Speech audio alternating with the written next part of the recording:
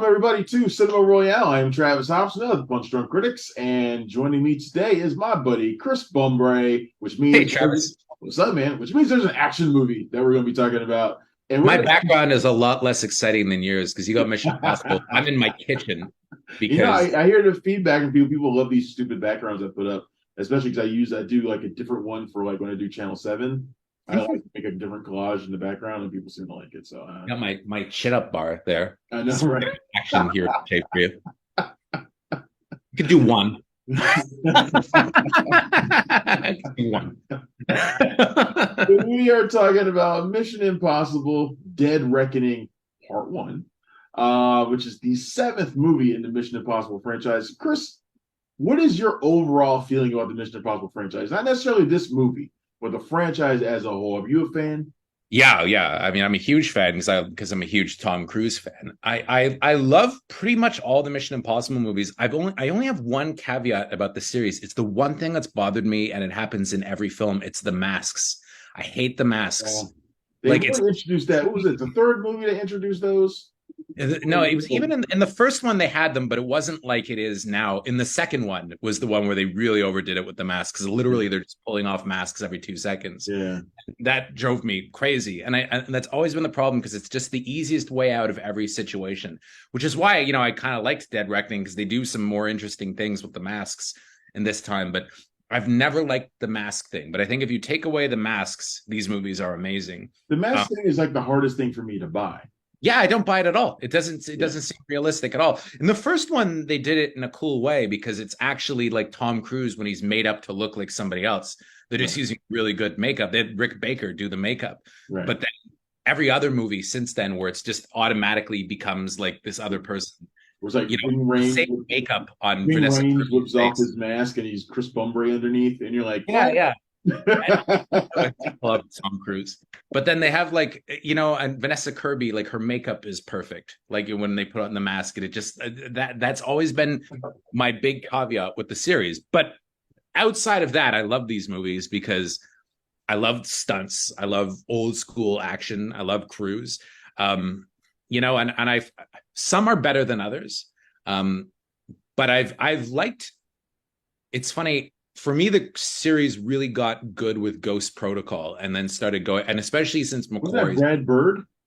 Yeah, Yeah, that was Brad Bird on that one. That was really good. That was a really good one. it was interesting because I Rob feel like the Fast Five of Mission Impossible. It is. It totally is. Yeah. Well, and Rob Liefeld just posted something interesting on Twitter, because Collider had an article up about how wasn't Jeremy Renner supposed to take over the Mission Impossible franchise? Because back when Ghost Protocol came out, that was the buzz. Yeah. And Rob Liefeld was like, it would have never happened. And for me, my thing to that is the second in Ghost Protocol that Tom Cruise climbed up the fucking tower in Dubai, and it opens up to IMAX, nobody was ever going to be the star of that franchise but Tom Cruise, because nobody else in their right mind would be up there. Right. And Jeremy Renner is not going to do stunts like that. And that was, for me, that was Tom Cruise reestablishing himself as a full-on movie star. Nobody else was ever going to take over the franchise, nor should they. Yeah, no, I totally agree. I have not always been the hugest fan of Mission Impossible. I loved the first one, and then was kind of lukewarm on the next two. I thought they were fine, but they didn't really make a mark with me. It really wasn't until, I think, like you said, Ghost Protocol for me was the one where I started really sitting up and paying attention to them, because they felt like bigger than just your average action movie. They had something more, which is kind of like what I said about Fast Five, where the franchise becomes something else. And Tom Cruise recaptured that old school movie star magic. It seemed like he had it with that movie, and he's carried it with him ever since, like through these movies. The outrageous stunts, because he had never done those kinds of stunts before. Like, he'd done stunts, they all have good stunts in them, but that was the one where it was like, when Tom Cruise went from being like a movie star to almost being like a Jackie Chan type figure, where it's like, what's he going to do next? In every movie, he just does something even crazier than he did in the one before, know? And I mean, this one, when the bike jump happens in the theater, which was packed, you could hear a pin drop. And I do not get that anymore in movie theaters, where people are like holding their breath, because it was you could tell it's real. And when he lands, you could almost see him like break character, right? Like the Yeah. way, and it's you're not watching Ethan Hunt do the stunt anymore. You're watching Tom Cruise Tom do the Cruise. stunt. Yeah. No, I Like, totally agree. The bike yeah, is incredible in this. And but to me, it's not even my favorite like action sequence in the movie. me That's neither. the Me thing that neither. that's the thing that's amazing about Yeah, Possible Dead Reckoning is that that's the one. It's almost like a misdirect. Like here's this stunt that's amazing, it's awesome, but you're watching it and you're like, shit, it's like my second or maybe third like favorite action sequence in the movie. for me, like It's stunning. it's the last 20 minutes with the train where it just I mean, is it's like incredible. it's like a disaster movie Yeah. where they just keep falling and they have to like that.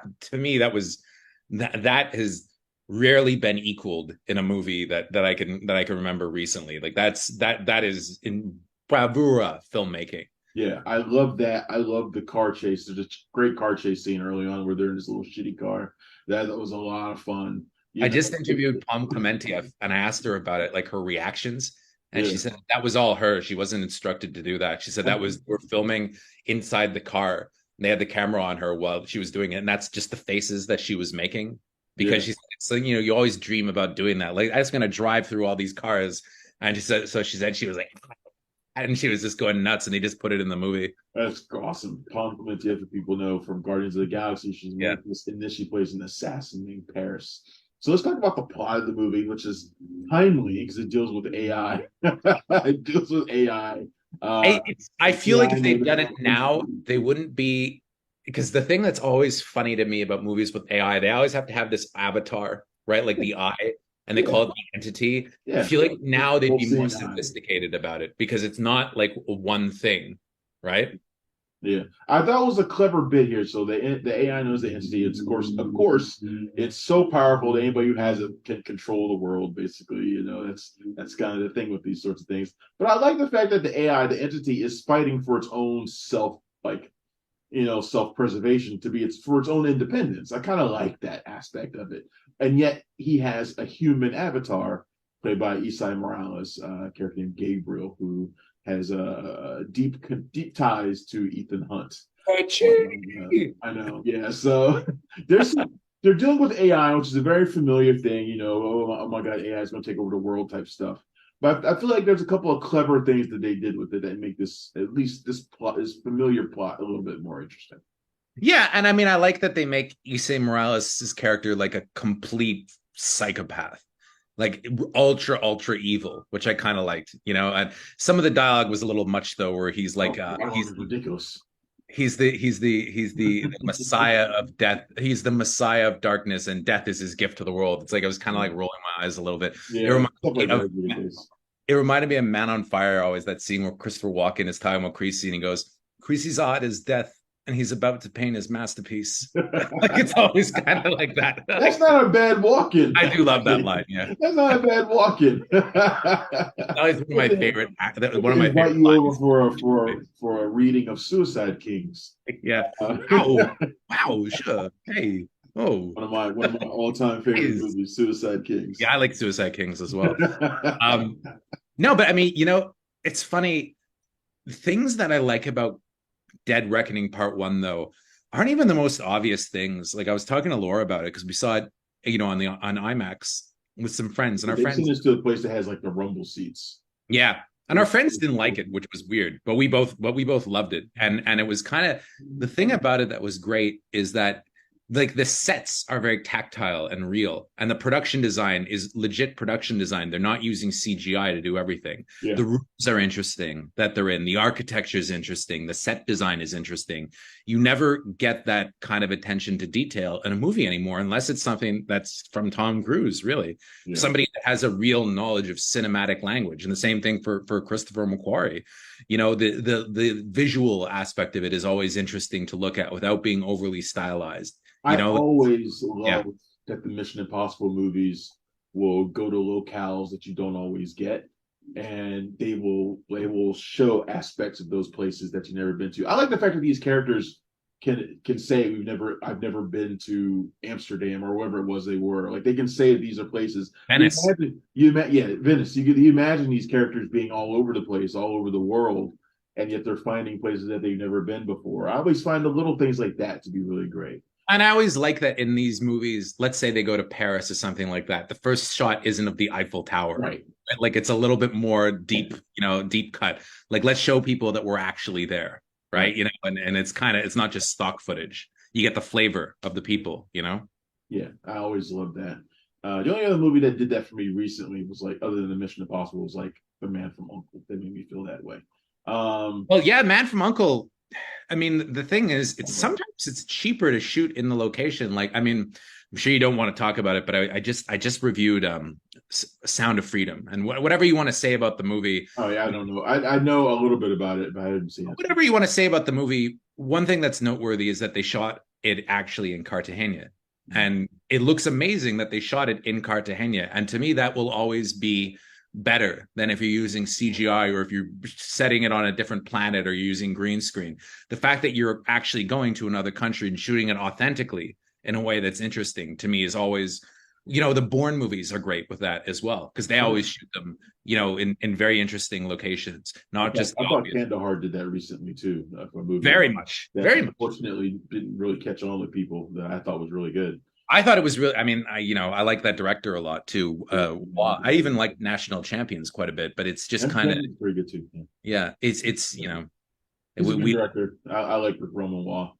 I was sad. I talked to him for that movie. I was sad that it didn't do better. So Shot Caller is one that you and I have talked about loving many times. Money. Yes. But my favorite thing about these movies is the women. I love the women in these movies. They're all amazing in this movie. They're all great in this movie. It's like they came to me and said, Travis, who are your favorite women right now? And we're just going to put them all in one movie for you. And then like, there's Haley Atwell, who I adore, and Rebecca Ferguson, who I absolutely love, and Vanessa Kirby, who I love, and Pom Klementieff, who I love. And like all these women that I love, they put them all in one movie. And they're all fantastic, but especially Haley Atwell is great in this. Yeah, she has probably the movie's best arc, I think, where she kind of goes, because she's like the audience avatar in some ways. And what they did was that's kind of like the old Mission Impossible show, though, where a civilian or a guest star would get involved, and they would be brought in. Like, I really liked that aspect, and I thought she was great. I also like the fact that they didn't turn her into like this invincible action hero as it went on. She is kind of the audience surrogate who's just trying to survive. And Cruise is like, don't worry, we're going to be okay. We're going to be okay. And it's just, and I think I like that for a lot of the movie. You couldn't really tell if you could trust her or not. No. And I like Cruise. I think he's one of the few guys that I'll really accept as like a true hero in these movies, because you believe him when he says as his character that their lives are more important than his own. Yeah. And what I like about him too, as opposed to a lot of the other action stars like Diesel and Statham, is that he'll get the shit kicked out of him. And he doesn't care because he knows that makes him more heroic than otherwise. He's like an old school action star that way. Like Ethan Hunt is getting like the shit kicked out of him at different times in the movie. And I think that's what's cool about it. Even the alley fight with like Pom Klementieff, he's not winning from brute strength. He's winning because he's scrappy and he's doing things that are interesting. And she told me in the interview that I had with her that Cruise, he doesn't want a lot of phony staging and stuff like that and being ultra stylized. She said that he will go for some stylization where he's like, oh, throw a kick that's really cool, do a really cool kick and at this angle. But she said he like edits the action scenes in his head while they're filming it, because he knows what looks interesting, but he wants it to look like they're scrapping and that neither one knows what the next move is going to be that they're going to throw, and if he gets hit, that's good. Like he needs to be kind of, so like having The Rock or Vin Diesel go up against this girl, I doubt either one of them would have allowed themselves to get their ass kicked like Cruise. They would have. They would have allowed. They would have allowed her to like wrap their legs around their head and like have them in a choke because it's kind of sexy. And guys, that's the only thing they would have allowed. Guys would be like, "I'd let her do that to me." They like that kind of dumb comment from dudes. Yeah, whereas Cruise will be like, he'll get hit and he'll fucking like he'll be on the ground, and then he'll fucking punch her out too, which neither of them would do. You'd never have Vin Diesel or The Rock punch a woman, whereas he'll just fucking cold cock her because she's his opponent and he wants to get the fuck out. She's trying to kill him, so it's like, what are you doing? Yeah. Hit her. There's a part where he's like beating her ribs. And he's like, I love Ethan Hunt in this movie. Yeah. I think maybe more than I do in some of the other ones, because such a hero in this. But like you said, when he talks about being willing to sacrifice himself for the lives of his team, he's got multiple movies to back it up. Like he doesn't just say it, right? Like we talk about Vin Diesel and Dwayne Johnson in a lot of the movies that they're in, especially the Fast and Furious movies, obviously, where Vin Diesel, like I can't even remember the last time we've seen Dom Toretto in a scene with most of the people that are supposedly his family. Like he's always separate, doing something that's for him, not necessarily for them. Like they're fighting for themselves. But Ethan Hunt is always fighting for the world and the people closest to him and putting himself at risk for them. And so when he says something like that, you believe it, you buy it. Yeah, there's a weight to Cruise's acting. I think that's always what makes these movies great. And I really like the relationship with him and Ilsa. It's not necessarily even romantic. It's different, and it's a little bit romantic. Kind of. I mean, Cruise, the only time he's ever really been in a romance was Michelle Monaghan and then in Connolly in Top Gun last year. Like I feel like he shies away from that, which is too bad because I love him in a romance. I just watched Days of Thunder again the other day, and he's great in that with Nicole Kidman. And then I love Jerry Maguire. I do kind of wish that Cruise would try something like that again. Like a movie where he's not just jumping off of, like when he's not doing something completely insane. Like I'd love to see him do a good old fashioned drama again. I feel like that's maybe not what he's interested in, though. I think he likes to push himself. I feel like Vanilla Sky ended that sort of thing for him. Yeah, and I love Vanilla Sky. I mean, the last time he did a straight drama, I think, was American Made. But the thing about him, though, that's interesting is that I feel like he has no fear, and I feel like he's the most confident man alive. I think that he knows that he's gonna survive when he does these crazy stunts, right? Like the belief that the guy has in himself is unreal, right? It's gonna suck when he doesn't one day. I know. I mean, who knows? It just doesn't. It just. I always wonder. They always have that one thing, like Jackie Chan. His parachute's full of like knives and forks, like a Looney Tunes cartoon. It's like, oh yeah, shit! Whoops! Where that head out. I grabbed the wrong pack. Well, it's like I remember. It's like that Jackie Chan. He said he never thought about his own mortality until Armor of Gods, when he fell off just doing a regular stunt and he fell and he broke his head open. Like. You never know. I mean, I knock on wood, though. I hope that Cruise is still doing this when he's Harrison Ford's age for real. He said he wants to, so who knows? Interesting thing about Pom Klementieff, though, her character is named Paris. Yeah. And Paris is actually a character for the Mission Impossible show that's very similar to hers in the movie, but is a good guy. And it was played by Leonard Nimoy. And I'm pretty sure they're setting her up to have a big role in the franchise as it goes on. You think? Yeah. I mean, even based off this? Yeah, it makes sense. All right. All right. We'll see what happens. I think this is, look, I love everything about this movie. I think it's the best action movie of the year. In a year that has already been really good for action movies. The fact that this is even better than John Wick 4 is impressive, because John Wick 4 was a very well done action movie as well. Very good action movie. But it's one of those things, though, between this and John Wick, it really does show you that like the old ways are better a lot of the times. People don't necessarily want CGI.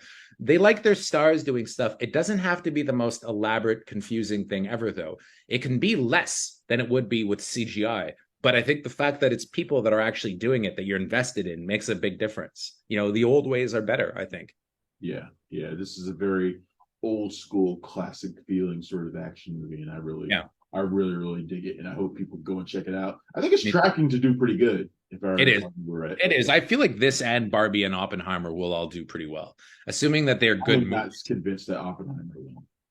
I don't think Oppenheimer is going to do the kind of business that these movies will, but I think that it'll eventually get to like 100 million or something, which I think is probably all they're really aiming for. It's not all Christopher Nolan's aiming for, trust me. I mean, like Oppenheimer and expect it to make $1 billion. I just don't think that people are interested in seeing a movie about a guy who made the atomic bomb.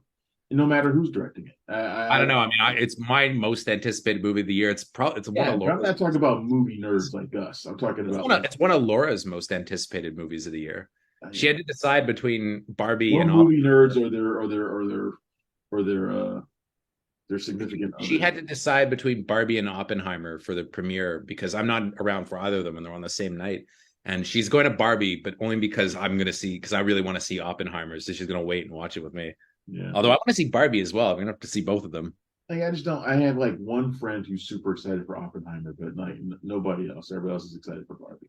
And Hmm. I just don't know. I've heard personally, as someone who knows a little bit about Oppenheimer, I don't think Oppenheimer, the man, is that interesting. I mean, what he did is interesting, but I don't think he is. And I think, I think the I think movie is about what he did, not who he was, though. I think right, it's about what he did. it's gonna have to be because I don't think he's that, like I said, that interesting. But we'll see what happens. If anybody can make him interesting and make this story interesting, it's Nolan. So Pisses me off because you're gonna see yeah. both of those before I will. You cannot don't spoil Yeah. it for Like I your said, comic. we bitched and moaned, and we even had Critics' Choice reach out on our behalf. So be like, hey man, this is bullshit. So They're both on Wednesday in Montreal. They're both Wednesday night, and I'm gone. Tuesday. There's still two of them on Tuesday, but they just added a Barbie on Monday so that we can all go see both. And it's like, thank you. So yeah. Anyway, it should be interesting, that showdown. But hopefully, Mission Impossible beats both of them. So I think it's probably gonna be better than It might. the best of all three movies. That's my opinion. Those are our thoughts on Mission Impossible: Dead Reckoning Part 1. Part 2 comes out next year, if I remember I right. don't think it's coming next year. Yeah. I don't think it's coming next year. I think we'll get it minimum 2 years. They say next year, but the SAG strike's going to happen. You know, there's such a technically complicated movies to make. It's the same thing with Spider-Verse, to be honest. Like, there's no fucking coming out in spring. Yeah. Especially with people loving them as much as they did with Spider-Verse. People are saying it's a masterpiece, and I agree with them. It's one of those things where it's like people will wait another year if you're going to do it right. They really will. Absolutely. And they've set such an incredibly high bar with Yeah. that movie. I'd rather wait another year, do it really well, put everything you need to put into it. I can't stress this enough. They cannot drop the ball with the last arc of that movie, with the last movie of that trilogy. I feel like what happened with the studio though, when Across the Spider-Verse opened and it did as well as it did, I feel like the next day they got a check for like another $100 million to like they doubled the budget. If they just make $1 billion, like it's huge, like 3 times what the last movie made. It's going to be massive. They're sitting on a huge. I would imagine the budget for that movie after opening weekend jumped significantly. Yeah. Like everything that they were having a hard time with getting, they were like, yeah, you can do it. Well, the problem they were having was you've read the stories about the animators being upset. Oh yeah, about the working conditions. So it probably would be wise to add some more time so that people aren't getting burned out and they can make the movie. 100%. Another year, even 2 years, I think it's fine as long as the movie's worthwhile.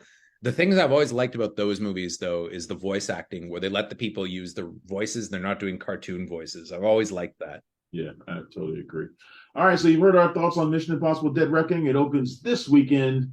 You should definitely go and check it out. Go see it on an IMAX. Go see it in a place that gives you the rumble seats or whatever. That's what I did. It was awesome, especially during the train sequence.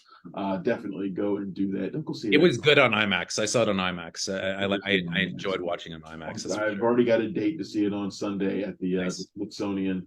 So it's going to be awesome. Oh, wow. Jeez, yeah. Yeah, I can't wait, man. All right, thanks again to my buddy Chris Bumbray at JoBo.com, who I'm going to be seeing next week in Comic-Con. Yeah. It's going to be awesome. We're going to party. We're going to be drunk. We're going to be all sorts of things. We might even get some. We would be drunk quite a bit. We might even get some work done. Man. I'm drunk right now. No, I'm kidding. Don't try to do little chin-ups when you're drunk. I don't know how that I may not make it to Comic-Con then. I'll show up on crutches. Thanks again, everybody. This has been Cinema Royale. I'm Travis Ivan. You can find me every day at punchdrunkcritics.com. You can find Cinema Royale anywhere you get your podcasts. And be sure to follow us on YouTube and so forth and so forth. All right, I'm out of here. I'll see you guys next time. Bye. Thanks for checking out the show. If you like what we're laying down, please subscribe to our channel and click the bell to receive notifications for all of our latest stuff.